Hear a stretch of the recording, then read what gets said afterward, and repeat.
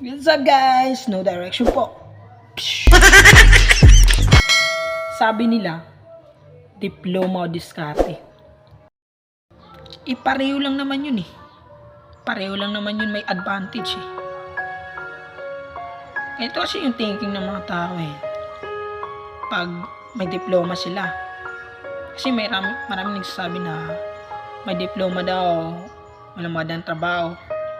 Yung mga tao na walang diploma pero mas maganda yung trabaho. Ito kasi yung thinking ng mga tao eh. Pag nakamit na nila yung diploma, titigil na sila eh. Kasi may diploma na sila eh, nakamit na nila eh. Yung tao madiskarte sa buhay eh. Araw-araw yan hinaharap yung salita ng mga tao sa paligid. Yung hamon, yung hirap sa buhay, yung pawis, yung pagod.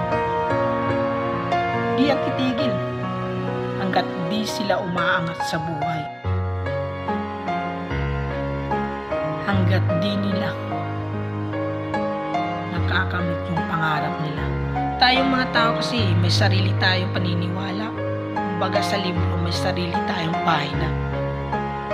Yung diploma ay isang kapangyarihan yan ng isang tao eh. Huwag mo lang gamitin sa kasamaan. Yung diskarte.